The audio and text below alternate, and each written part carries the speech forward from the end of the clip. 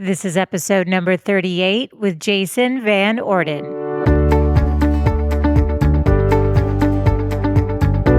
Welcome to the Good Life Coach podcast. I am your host, Michelle Lamoureux. The intention of this show is to awaken you to your fullest potential. Join me each week for inspiring interviews to elevate an area of your life, as well as interviews with women entrepreneurs who are creating success on their own terms. Each episode provides actionable tips to guide you to design a life you love. Hey there, it's Michelle and welcome back. I have a special show today for any of you out there who's a thought leader, an expert, author, a small business owner, an entrepreneur of some sort. I have the guru of online marketing on today. His name is Jason Van Orden, and for over 20 years, he's been helping businesses and people align their values with their goals to get their unique messages out in the world and be profitable and create new revenue streams around whatever it is that they're offering up. So on today's episode, Jason gives so many helpful ways to grow your platform, to position yourself, and to establish yourself as an authority. Jason himself has created multiple successful brands, launched over 60 online courses, has taught more than 10,000 entrepreneurs, and had 8 million downloads of his podcast, which he launched in 2005. And it became one of the top business podcasts in the world, ranking in the iTunes top 10 business podcasts for several years. Now, anyone who's in the online marketing world knows Jason Van Orden's name and his expertise. He's highly regarded, and it's really such a pleasure to have had him on the show. I look forward to introducing you to him and all of the great tips that he's going to share with us today.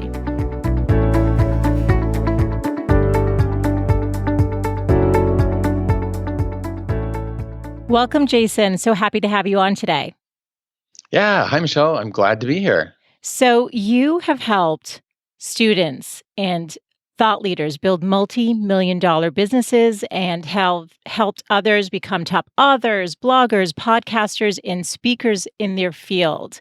So many people want help. They have a message they want to put out in the world, but they're struggling. They don't know how to put out what's in their heart because they don't really know the marketing side of it or how to get attention in such a busy, noisy world that we live in right now. So Right. I can't wait to tap into your knowledge on this area. You've been at this since 2003, which is amazing. So happy to have you here. But it's always nice for the women listening to just know a little bit more about the guest. So could you start with giving us a little bit about your backstory and why you started doing the work that you do?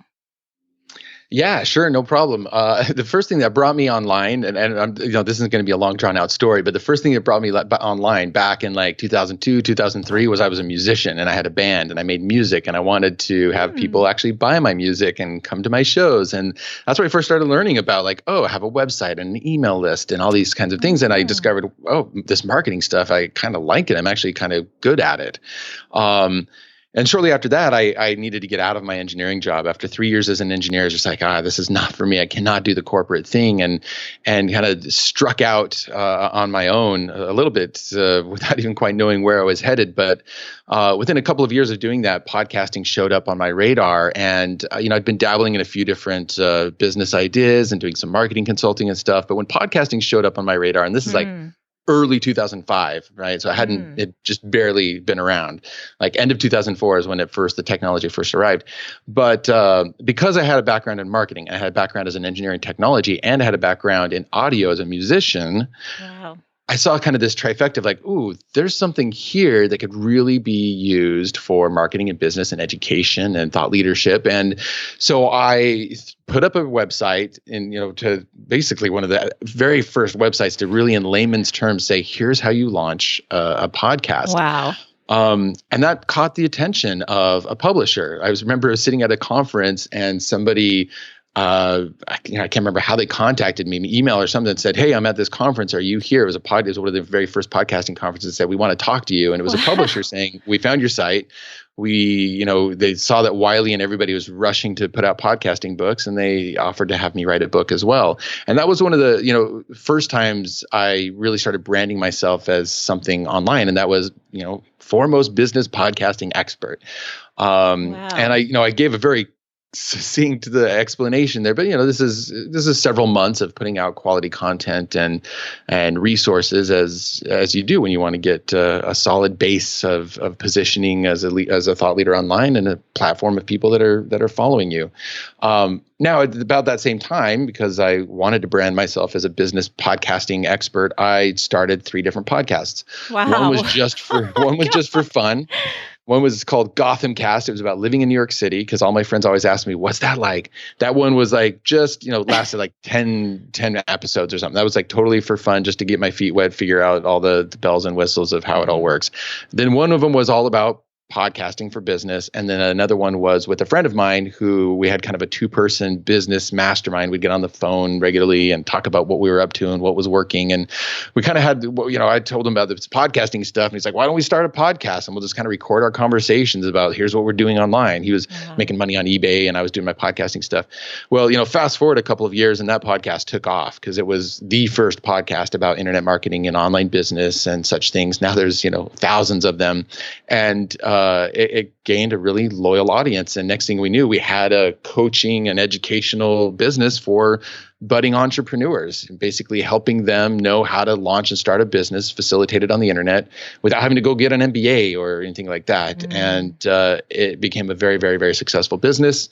And I did that for a good solid 12, 13 years. I had that podcast and that business until it kind of that's a long time, I think, for any entrepreneur to do something. Yeah. I was kind of ready to move into some other things, which is my last few years where I've been really focused on doing consulting around thought leadership and helping people get their ideas out there. Because that's what drives me now, is like knowing that when I look at the people I helped through Internet Business Mastery, through that 13-year podcast and business, it was, not just the freedom of, "Hey, let me help you start a business so you can quit your job or whatever," but it was when somebody showed up and said, "I've got a story to tell. I've got a message. I've got this experience I've been through. I've got this movement I want to start. I feel compelled to help this certain population of people." And when there was that drive behind it as well, like that was powerful. And so I just kind of made the decision, okay, that's what I want to help now, is really make the absolute best information and frameworks and, here's what's working, and looking across the board, and also based on my experience when it comes to thought leadership, getting recognized for your message, reaching an audience that you want to serve most, and then turning that into profitable pursuits that are impactful, but also that can pay you really well for your ideas, expertise, story, experiences, and so forth. So there's the nutshell of my journey as an online entrepreneur and personal brand of my own.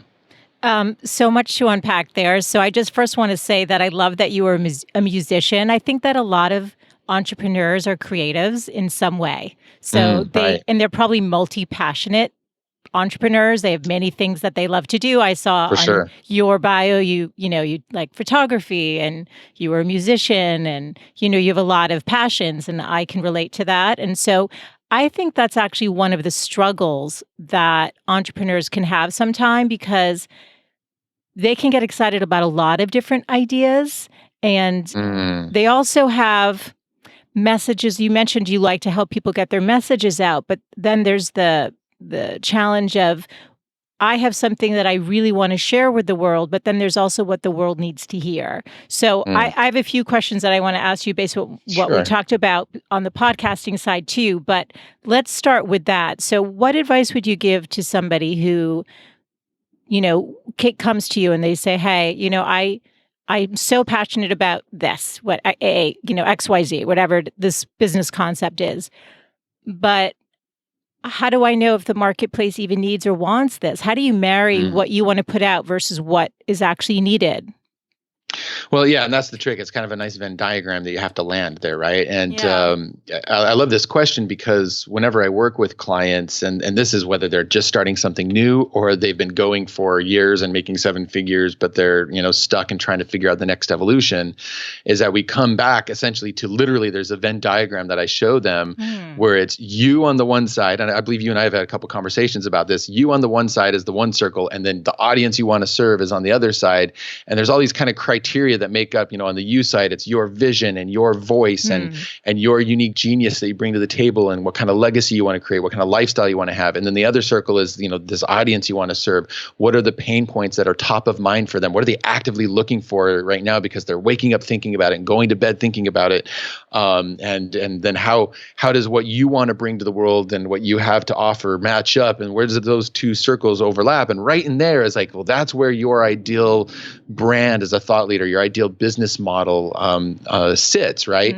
But it does all have to start with like asking two simple questions really, and it's kind of a nice little formula. It's like your ideal audience plus their ideal outcome. That is your business model. That is where you want to land. That is what you want to create. So ask yourself first the question, well, who do I want to serve? Who do I feel uniquely equipped to help in terms of what kind of, demographics, what kind of population? Often I find this is a past version of yourself, right? You've been through something and now you want to help others go through it. Not always, but that's often the case in one way or another. And so it's like knowing like who do I have an affinity for working for? Or working with? Who do I really understand? Who do I feel driven that I can, I'll love like waking up every day trying to figure out ways to solve problems for them. Who do I feel like I can empathize with their needs as well as what they want and what they don't know that they want and what they need, but what they don't necessarily know that they need, like that you can anticipate all those things. And then, you land on like, okay, this is the population I want to serve. It's going to be, budding digital photographers who are hobbyists, but now I want to help them actually be semi-professional and pay for their hobby because, it's expensive. And if they could just get a few wedding gigs, then great, bam, like that might be, who you're wanting to help. Or, it might be like, African-American women who have been high risk pregnancies and there's very few resources for them. And there's all kinds of unique things and so bam, like that's who I want to help. And like, that was literally, one of my clients in the past, like she went through that experience twice. And then she's like, now I want to tell my story. And then, within months she has a podcast up and women in Oman and Ireland are contacting her going, thank God you like showed up and told your story because I was feeling really alone in this bed rest for months and like, what do I do? How do I stay fit? How do I take care of my family? I've got all these things. What am I going to do? Right.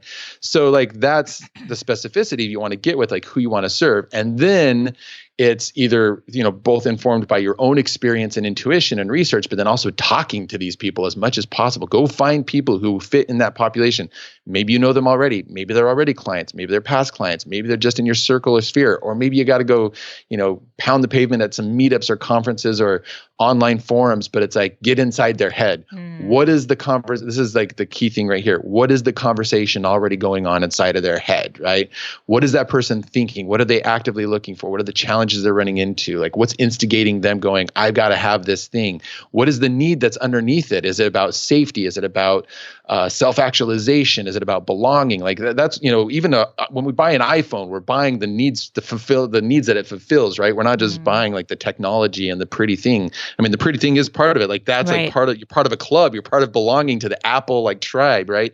So it's like knowing what those motivators are through conversation. So your ideal audience plus their ideal outcome, and the better you know those two things and then can kind of get inside their mind, that's what starts pointing you to that Venn diagram sweet spot in the middle. It's like, okay, that's the path I need to go down and then that informs all your decisions. Like, how am I going to reach them? What am I going to sell to them? What am I going to say to them? What's the message? What do they need to hear? You keep coming back to that Venn diagram and just making sure everything like just lands into that sweet spot.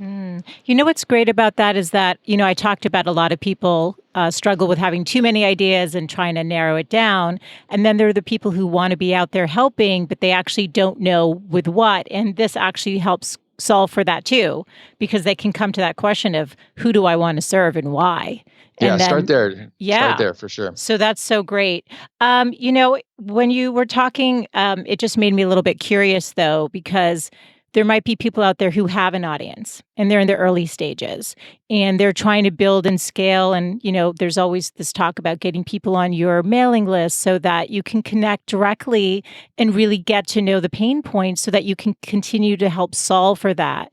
But when you're in the early stages, oftentimes people aren't responding to those inquiries. So how do you connect to that audience that is showing up either every week to read your newsletter or your blog or listen to your podcast or reading your books, but aren't really dialoguing with you yet? How do you get them to communicate so that you can continue to be of service in the way that, inspired you to start what you did in the first place?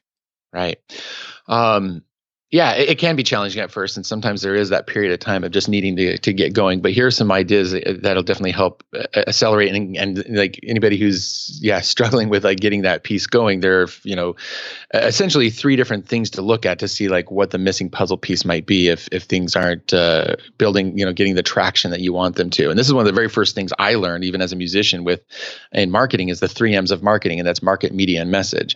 Market is the people, the target audience, and we already talked about that. And if you're not getting traction, sometimes it's because you haven't gotten specific with yourself about who you're trying to reach, and you're being too general, and you're not speaking to a very specific population with a very specific outcome that they want to reach. And you're oh yeah, this is a message for all women all over the world. They can all benefit. It's like, no, you got to know. And I know that I think you and I even had a conversation about it can feel very exclusionary sometimes if you're like getting so narrow. Yeah. But especially when you're starting out, you kind of have to, because people need to show up and go, oh my gosh, I've been waiting for someone to say this to me specifically.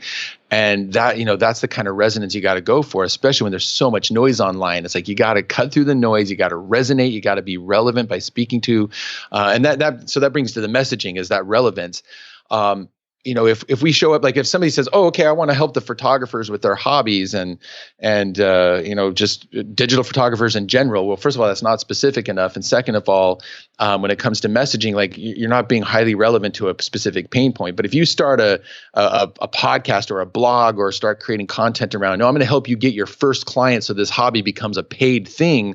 Now you're getting more specific. And so now you're getting highly relevant. So people who want that thing can go, yes, that's what I want to learn. I've been looking for somebody to share that with me. So, the messaging, that's about the going inside of their head and knowing like what is motivating them. And you got to speak to where they're at now. So often people start creating the content around the solution. Right. And it's like, well, no, you got to speak to the pain. Like they might even not even be aware of your solution yet, or they're swimming in lots of different solutions and don't know which one is right for them. So it's like, first of all, you got to speak to like, here's the pain that I know you're having, and here's the outcome I know you want. And now let me help you like understand the misconceptions and the myths and the challenges, and I'll answer a few questions. And now I'm going to help you understand that my solution is the best solution, right? So, with the high risk pregnancy, it would be like knowing that language of like, yeah, they're stuck in bed and they're worried about taking care of their family, and they're worried about the job they might have, and they're worried about staying fit, and they're worried about just like the viability of their pregnancy. Like you got to be talking to those things. And then you might be like, oh, I've got this fitness program, and like, here's how to stay fit when you're in bed for like hours on end in the day, right? So, it's so that's the messaging. So to market, be specific, and if you're not being specific enough, then that's the thing to look at. The messaging, so market messages. Are you speaking to top of mind stuff that you got to meet them where they're at, and then you can kind of lead them down the garden path to where they need to go with your content. And then the other is media, or the medium that you're using, and that's obviously you got to show up where they're already at. And different media are good at getting attention, and other ones are tougher at getting people's attention. So it's choosing, and that's we can spend a whole program just talking about which media to look. But if you feel pretty strongly you've got the right message and you got the right market, then maybe you just need to experiment more. And then all of this is experimentation. Obviously, entrepreneurship is nothing if not like experimentation. Absolutely. But it's not just doing one medium and then going, oh, this isn't working. It's like, okay, great. What else can you try to make sure you are getting in front of people?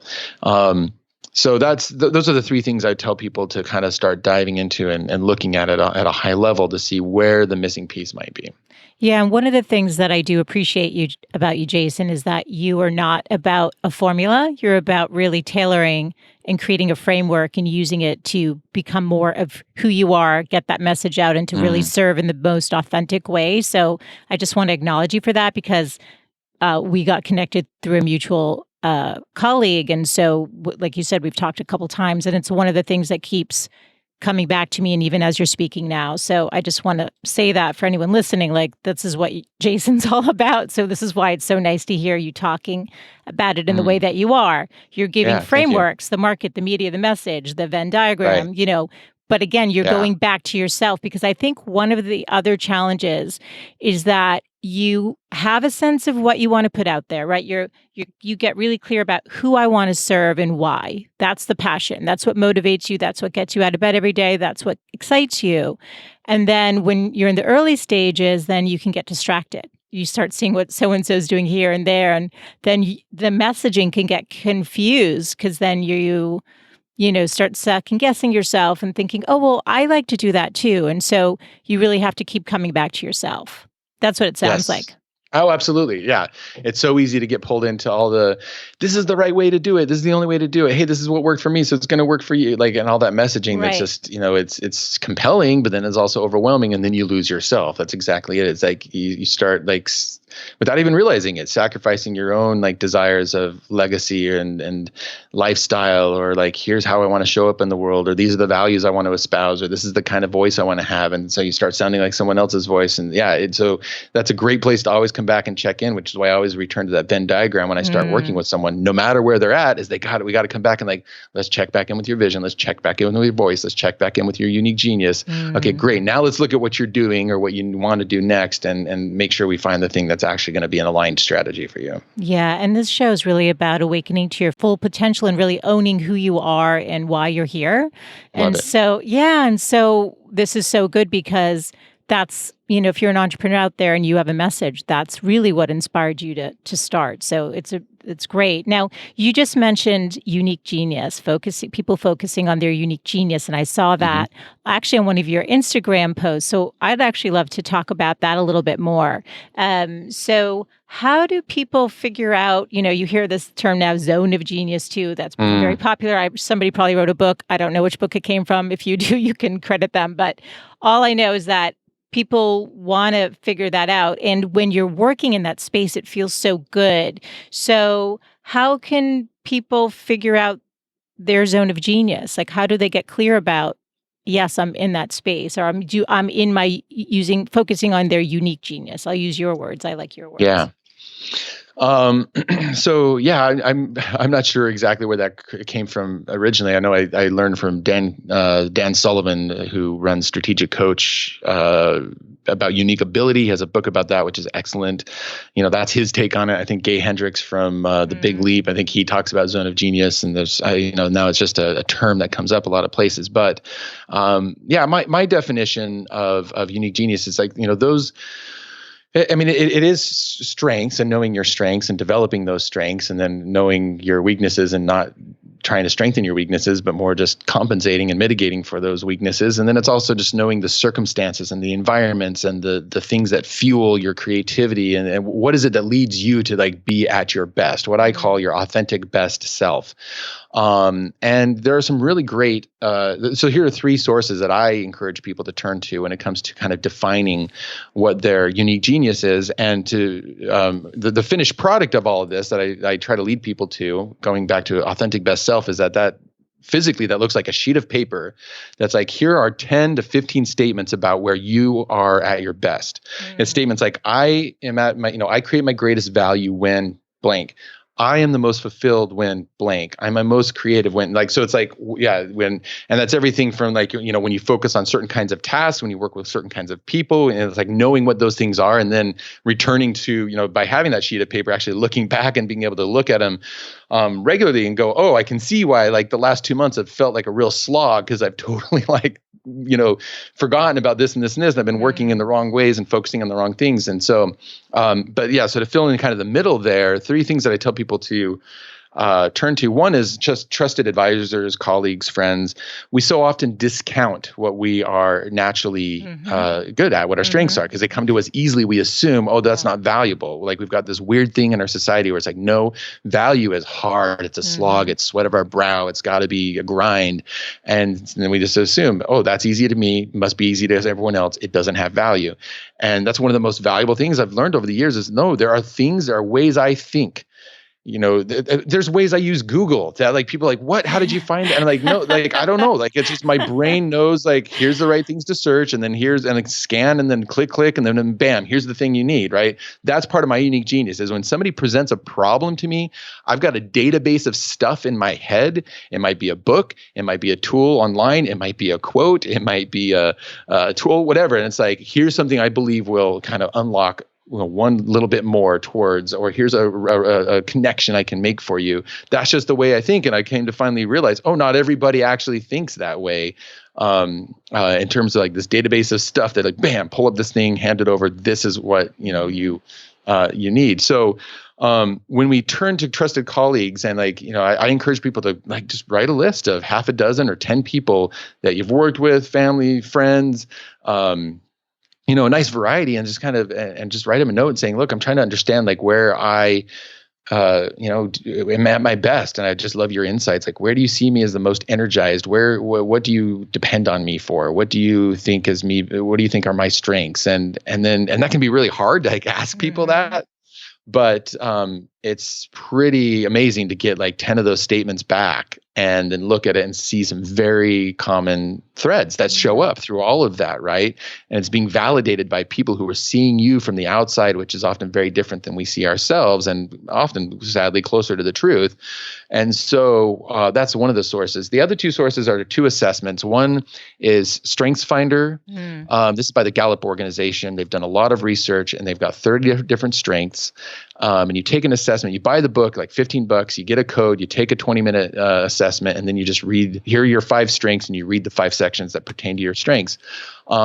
There are 2 versions. There's just StrengthsFinder 2.0 is like, it's a little red book. And then there's one that actually I use with my clients more called Strengths-Based Leadership. And it's very similar. It's the same 30 strengths. It's the same kind of assessment, but the output of that one is, here's how you show up as a leader. Here's how you influence people. Here's how you can, and I think when you're trying to show up as, say, a thought leader online, it gives you all these insights as to how you create the best value for people, how you influence and lead, and what people, are going to best turn to you for. So that's one of the assessments. And the second assessment is How the World Sees You, which is Sally Hogshead's work. And she also, based on a lot of research, you buy the book, you take an assessment, takes about 20 minutes. And then she's got these different archetypes based on, these, you got out of 7, you've got 2 primary things. And it's like, okay, yeah, how do you best show up? What is it that fascinates other people about you? And we all have that thing. So when you take these assessments and read the books, and I have my clients like underline phrases that like resonate with them, and then kind of like collate that down and pull out the common elements from the feedback from friends and these 2 assessments. And that's how you arrive at this authentic best self page of like, here are 10 to 15 statements of me at my best. This is authentically me at my best, most fulfilled, creating the greatest value in the world, making the biggest impact for people in the most authentic, natural way for me, which is going to maximize your growth. And I think in the end, maximize as an entrepreneur your profit and potential for opportunity. And so there's some, in practical terms, some ways to suss out your unique genius and put it into action. I love that. That's so great. Those are great resources, and I'll link those up in the show notes. But okay, so let's say you do know your unique genius. How then do you spend your time? Like, should 80% of your time should be spent in that, focused on those tasks and then outsourcing the rest? I'm just always curious about people's, recommendations on time management when it comes to doing your best work, because when we're in our when we're using and focused on our unique genius, time flies and we feel so fulfilled and happy. And then we're doing the things that don't come as naturally to us. It's more frustrating and draining. So I'm just curious, because I know, and also when you're starting out, you can't always outsource a lot of stuff, but I just curious what your thoughts are on that. Well, I mean, I think the answer is as close to 100% as you can. Now, then there's the practicality, right? Like you said, when you're first starting out, you only have so many resources. Like resources are time, money, and connections, energy. And so you have to leverage those the best possible. Now, I think the first thing is to know, well, what's your baseline? Where are you at right now? And that's actually something I also learned from Dan Sullivan with his and he's actually the one in his Unique Ability book that I got that reach out to friends and colleagues exercise from. And one of the things when I went through his program many years back, it was, for entrepreneurs, was he had us do an activity inventory of like, here's, track all the stuff that you do over a couple of weeks. And then you also have to kind of think over like on a monthly, quarterly, annual basis a little bit. And then like get some actual estimates, like what on average, what kind of percentage of my time do I spend in my unique genius every week? And it might only be 30%. And that's not to like be discouraged because you're like, well, Jason said it should be as close to 100% as possible. 30% actually might be pretty darn good for where you're at right now. But then you can know it's like, okay, great. Well, now I can look at my activity inventory and put it through the lens of my unique genius. And there's some things that you can just say, I'm not going to do those anymore. Why am I doing them? Oh, because somebody told me I should be doing them. Okay, yeah. Now I know better. Not going to do it anymore. Now then there's going to be other things where it's like, okay, yeah, I'd rather not be doing this, but I don't have the resources yet to outsource it. But it's still pretty critical. So I'm going to do it the best I can. And that's, that's the way it's going to be. But, you're just always trying to maximize. And if you have an inventory and a baseline, well, then you can start, getting rid of, especially, look first at the things where it's like, well, if they're critical and first, like, what can you eliminate? But then it's like, okay, it's got to still be done. Let's say like your books for your business. Like that was one of the first thing I got rid of, right? Like, it's like, okay, so I just know I'm going to make a mess if I try to do my own finances and books and my business. In fact, I'm going to make it worse rather than I'm not even going to be able to do like a baseline good job at it. So like, that was one of the first things that I got rid of. So you kind of do that. It's like, okay, where do I just make it? It's got to be done, but I'm going to make a total mess of it if I do. Or it's just going to be such a drain on me. It's actually costing me in the end. It's like, well, start there, getting rid of things off of your plate. And then the hardest ones to get rid of are the ones what Dan Sullivan calls the excellence trap. And that's where it's like, well, you do them pretty well and maybe even at above average. And I'll give you an example. Like I was an engineer, I was a software engineer. I know how to go and tweak the code on my website. And sometimes I can go down a real rabbit hole going like, ooh, what if I made the margin a little more like, ooh, let me try this. Oh, that might be cool. Oh, this plugin looks like fun, right? And it's like, but that is not, okay, giving myself, it's like maybe for funsies, if I really want to, it's like, okay, I'm gonna allow myself an hour to play around with this stuff because it's been a while. That's one thing. But like to get sucked into that when I know very well that's not my unique genius and I could outsource it to somebody, especially in the Philippines or something for, and pay them actually really quite well living for them and not have it on my plate. Like that's a good example of excellence trap. I could do it. I can do it above average, but I should not be doing it. So, and those are usually the last things to go, but they're also the ones that are the most easiest to like hold on to for the longest without realizing that you're doing them. So there's some ideas then about how to like actually start messing with your time and your productivity and staying within your unique genius as much as possible. Yeah, I love that. And I love the idea of tracking it too and just seeing day to day and, even maybe just noting your energy level by the end of the day and how you're feeling and then looking at where you were, what percentage of your time you were in your unique genius and when you weren't, and then slowly, shifting that as you get more resources and funds maybe to outsource some of the other stuff. So that's great. All right. So Jason, we've talked a lot about the foundational part, the positioning, how to get clear on your messaging and who your market is and who you serve and why. But as you know, so you started in 2003 and your podcast launched in 2005. Today's marketplace is so noisy. So what advice do you give to entrepreneurs out there who, want to build their platform and want to be connecting with the people who they believe would really benefit from their message? Where do they start? There's a lot of different ways to start building that platform and get attention and so forth. It's so you might as well do ones that like actually, again, fit your unique genius or what you enjoy, right? So like clearly you enjoy doing a podcast. Other people might not. They might be better at writing. They might like, or, some people might like, hey, I just love turning on the video and drawing a diagram like I'm a teacher in a classroom because that feels good to me. So it's like knowing, that's one thing I always emphasize because people show up and like, hey, well, just tell me what's hot right now. What's working in social media? Let's do that. It's like, okay, sure, you might want to be informed by that, but like, it's no good to try to force yourself to do something that just doesn't feel natural to your voice and your message and who you're trying to reach, right? So I just want to put that out there first. Now, beyond that, it's about experimenting. And so I'd say, if there's a couple of different channels that feel good to you, like pick one or two and just really double down and do it for a good 60, 90 days and kind of see what traction starts coming out of it. Now, on top of that, though, I'd say, when you're trying to get attention, there are certain channels that are great at getting attention and others that are going to be slower. And the speed at which you get attention is going to depend on what kind of resources you can inject into that whole effort. And by resources, I go back to, this is my friend, Michael Roderick. This is something I learned from him. He also works with a lot of people around networking and thought leadership and your ideas. And he said, you basically have three resources: time, money, and connections. And you're going to have to like use at least one of those. And at any given time, you can like ask yourself, which one of those do I have the most of? And a lot of times when people are starting out, it's like, well, they don't, unless you're funded or you happen to be coming out of a successful career with some savings, or I don't know, whatever, you're probably not going to have a lot of fun. So what do you have? Well, you have time and maybe connections.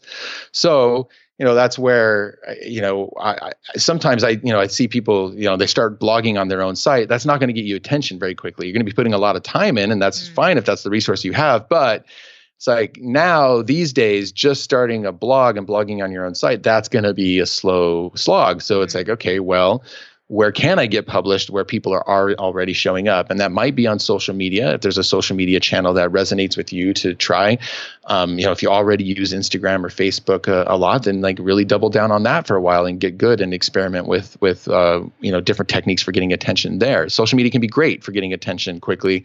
And it's usually going to be, unless you get into advertising, it's, that is going to be more time intensive, but it is a way to definitely seed things when it comes to building your platform. I think something like starting a podcast can be great as well. And something you and I talked about is that these days, if all you do is start a podcast and just put it in iTunes, it's like, well, iTunes has become very, very, very crowded with a lot of podcasts, and sadly has not adapted to giving more quote unquote shelf space to a variety of shows. There's like the top ones in each category that get most of the billing. And so it's like, okay, so what are you going to do with your podcast to repurpose it through other channels or to promote it through social media or to, get word of mouth going around or get people sharing that content. So you got to be thinking about what resources and what kind of velocity of the different media that you could choose. The fastest one is going to, if you do have money, to start injecting it into something like Facebook ads, or like advertising is always going to be one of the fastest ways to start getting attention. The problem there is that you can sink a lot of money into it very quickly. And if you're not ready to like be charging money to hopefully recoup that, you want to get to where it's like, I can pay $5 to get a lead. And then, after so many leads, somebody becomes a client or a student and I make that money back plus some. But a lot of people aren't there when they're first starting out. So it is going to be consistency. So that's why you got to show up, pick something that you're actually naturally inclined to want to do, and do it consistently for 60 to 90 days, and just choose one, maybe two that you really double down on. And see what kind of traction you can get going there.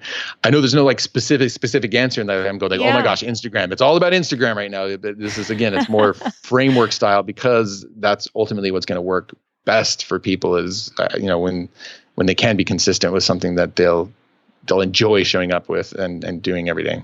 Yeah. And it's kind of a loaded question because, it is such a busy, oversaturated market now, and everyone's, doing their own thing. So, and you're not all about the formulas. So I liked what you shared though. It's, pick something or do the ads and try it for 60 and 90 days and see what kind of traction you get.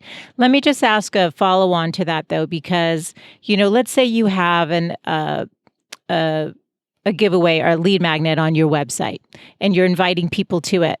How long do you keep it up there if it's not converting that much? Is it 90 days? And then you're like, well, nobody's really signing up. Let me try something else, because I think a lot of people struggle with this.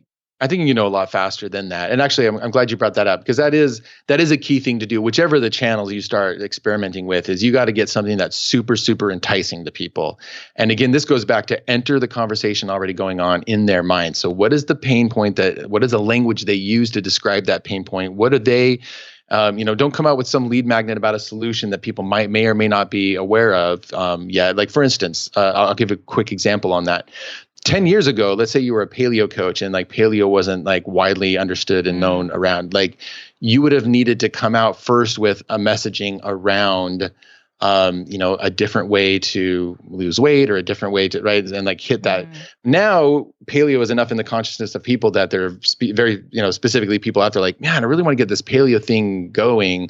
If I just had a good, coach or 30-day program, like, so now there's actually solution aware of like, no, paleo is the thing I want to do. I just need somebody to help me to do paleo. So you got to know, like, are they more just on the end of just being aware of the pain and trying to understand the problem? So come up with a lead magnet that's going to help them, that empathizes with the pain, that helps them understand the problem. Or are they already aware of the solution? And so now you can come out with the tool. It's like, well, here's my checklist to help you with the solution. So enter the conversation already going on in their mind and come up with some really enticing case study, checklist, tool. Create the kind of thing that other people might even charge some money for, and go out there and see, if that gets attention by posting on social media and even like going out to your network and saying, I recently created a case study around creating your online course and how I created an online course and brought it to market in like 3 weeks to make money before I even had to make the course. And that was a really enticing thing for anybody who wanted to make an online course. They're like, oh my gosh, yes, Jason, tell me, how can I make an online course in the next few weeks without all this complicated BS? And it got traction, and I was able to tell pretty quickly and starting to put it in social media. It's like, okay, people are opting in for this thing. So no, it doesn't have to wait for 90 days. And that should be an early part of your content strategies. You got to have that really enticing. Email list building should be something that pretty early on you start doing, because there's just never a better time than now or yesterday to start doing that. And not only will something like, this lead magnet, as we call it, be good at snapping people out of their daily stupor and like going, oh, I'm going to take a second and actually let this through the spam filter of my brain and consider it and go, oh, do I need this thing? And then give up their email and potentially, you got to like grab their attention with that thing, but then it also gives that incentive to get them on your email list as well. So that's definitely one of the first things you should create, is that enticing incentive. Yeah, that's great. Thank you. That's great. Now, there's a theory out there that you only need your 1,000 true fans. So for people who think they need tens of thousands or 100,000 followers or whatever to be serving a marketplace in a meaningful way, do you agree with that philosophy of the 1,000 true fans? What's your thoughts on that? Yeah, it's a great concept, and there's definitely truth to it. And then it can also be very misunderstood at the same time. But no, there's absolutely. I'll tell you what, to make that even more concrete. Okay, so what is it, like 1,000? How do you know when you've got 1,000 true fans? And again, this isn't a hard, fast rule, but I will tell you, like, I've seen, people with email lists of 1,000, 2,000 people making some pretty good, consistent money. And I've seen people with between 3,000 and 4,000 making a six-figure business, people on their email list, right? Yeah. Not all of those people are always opening. And we all know that, with email marketing, you might have 25%, 30%, open rates. And so I guess if you think of that, it's like, okay, well, 3,000 people and a third of them are opening. Maybe that's your 1,000 true fans. And then, if you can at any given time have a handful of them signing up as clients or buying your course and things like that. Going back to Internet Business Mastery, that podcast started making money when we started offering coaching because people were asking for it. Now that was time intensive and it did pay pretty well, but it also was kind of like, fits and starts of like, okay, we could launch it and take on, a handful of coaching people and then we'd have to wait and then launch it again.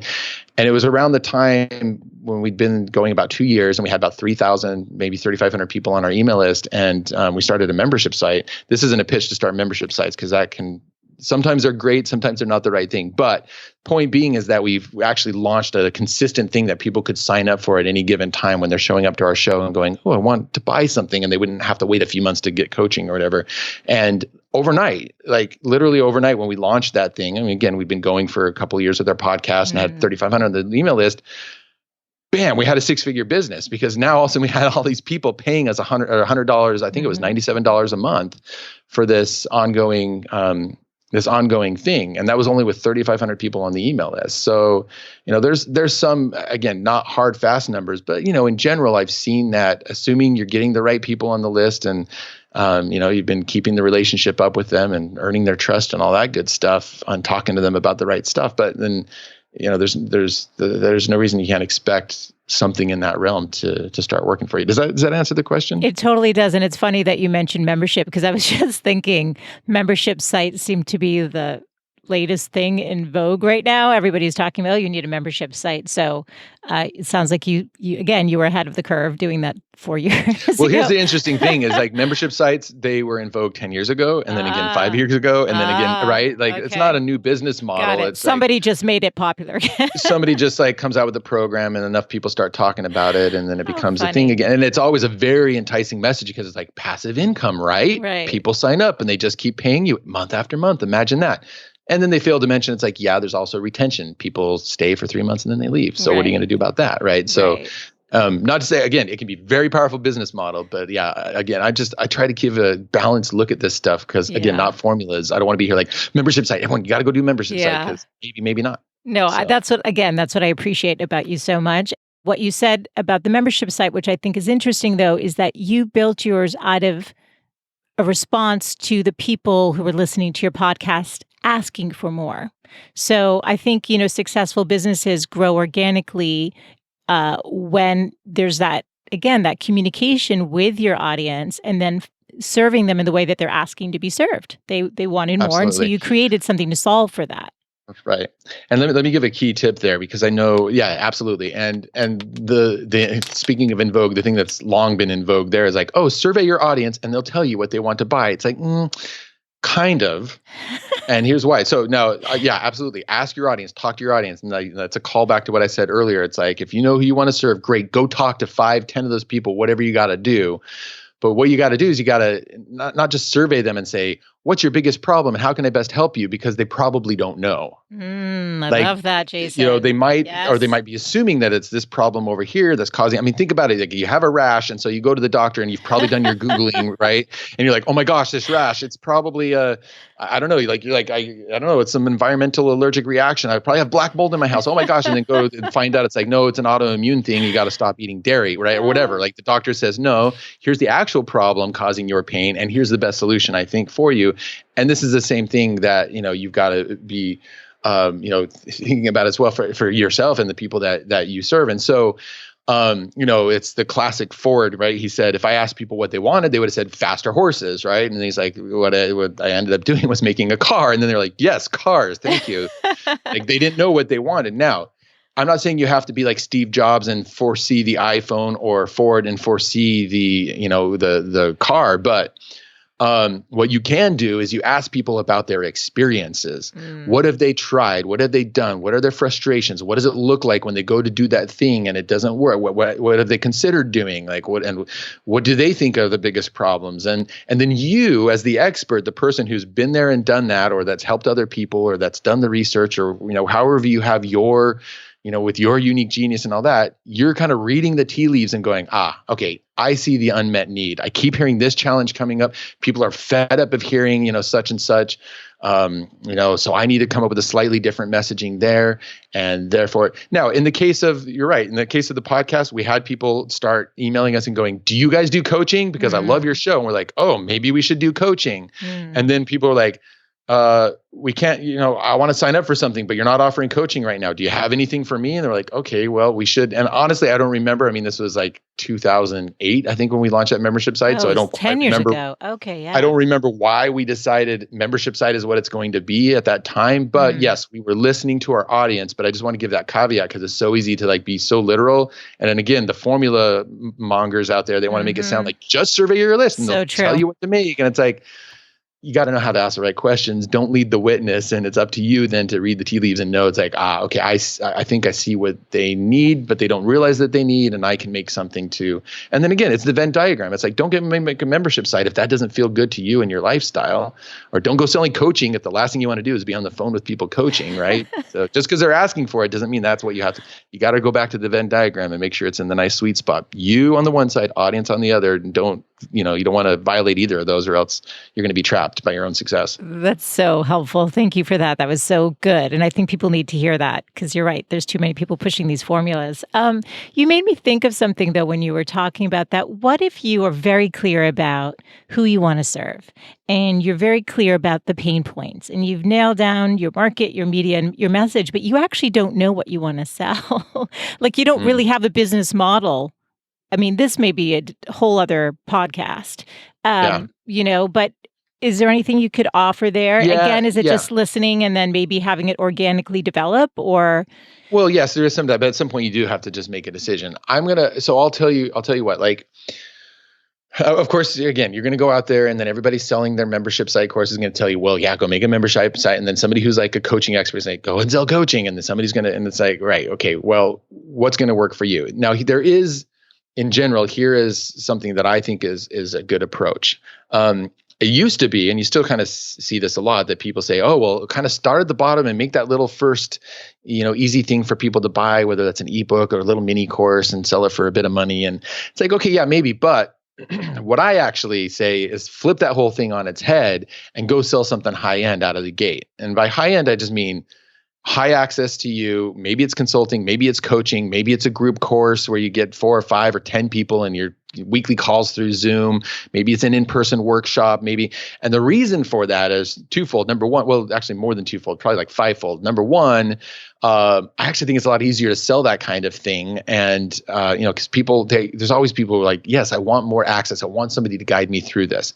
Now, I realize someone listening to this might be, but Jason, I want the business that doesn't require me to have to be in the room and do all the one-on-one work. Great, fine. You can get there eventually, but you need to actually be face-to-face, toe-to-toe. You got to get in there and work with people more closely. You're going to learn so much about listening to them. Here's what they want. Here's what they need. Here's how I can refine my process that I thought I had pretty nailed down, but I just realized there's a few holes because you know what? As experts, we start forgetting, we forget what it's like to be a beginner. And so sometimes we leave things out. And so you almost can co-create a process by working more closely with people through coaching, consulting, workshops, or whatever the case, a group program. So start there, refine the process, and then you kind of let everything you learn there trickle down. You can charge more money so you get more cash in the door. Instead of selling a $50 mini e-course, whatever, go charge $500 or $1,000 or maybe $5,000, depending on what it is that you do in something more high touch. You get cash in the door faster, which is great to have resources. Mm-hmm. You learn a lot from the people you're working with more closely. You get better results for them, which just bolsters you when you're first starting, and you need those testimonials and that proof. And then once you've got the process refined, you can go, okay, now I can take my process, and this is what I call your signature process. And you can stick a different wrapper around it. It might be like, okay, this is what I did when I was working with somebody one-on-one. Now, what's the version of that look like that is maybe a digital course that's maybe facilitated by them sending me on occasion like a worksheet they fill out, and I just look over it. So it's a lot more time effective for you, but you can still help more people, right?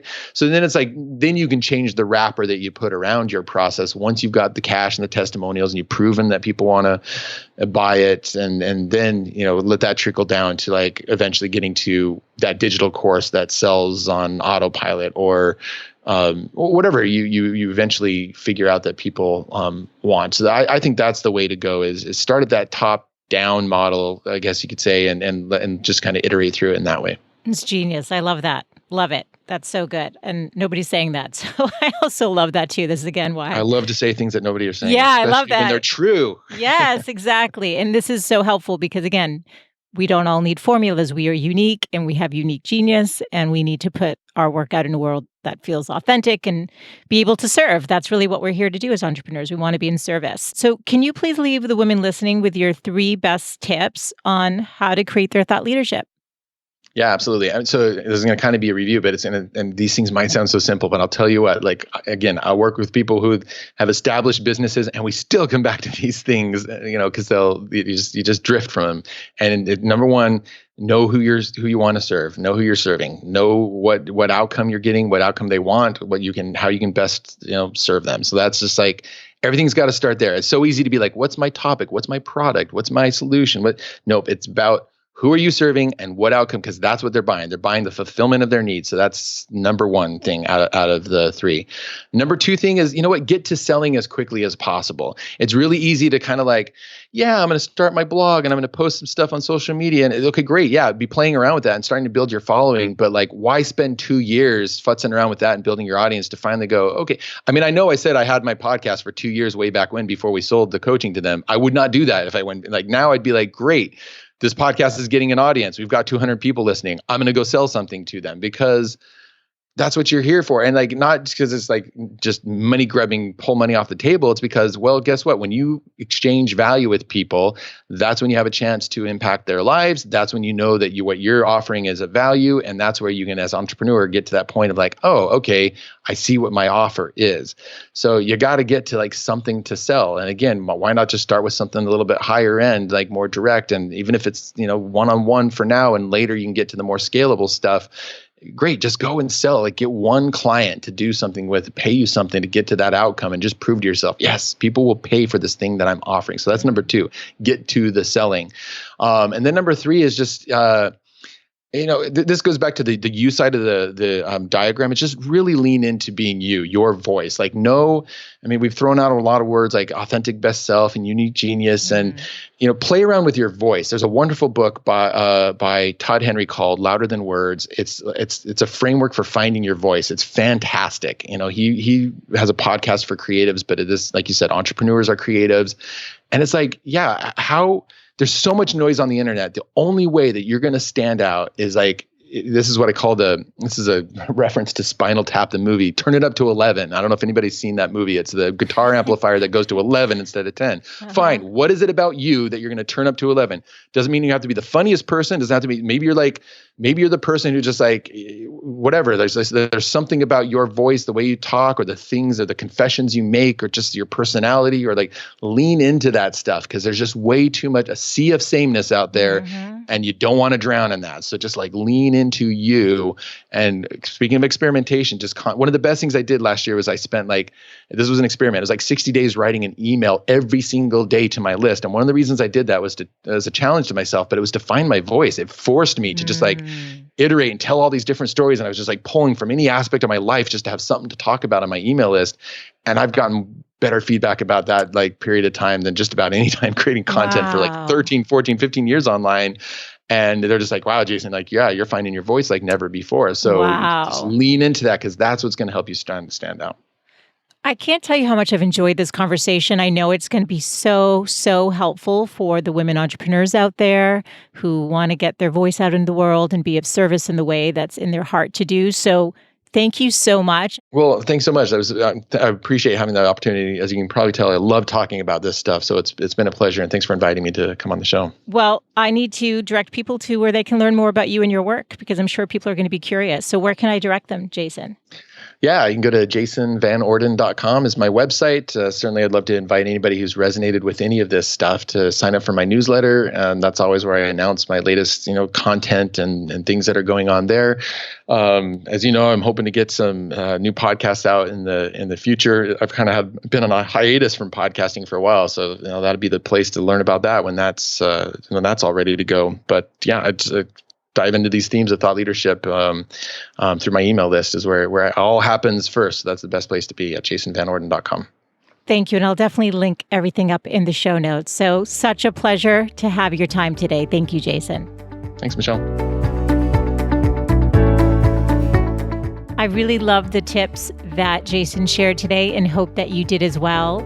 I'd love to continue the conversation over at thegoodlifecoach.com/038, where you can access all of the show notes from today, but also leave a comment. What resonated with you and what was your key takeaway from today's show?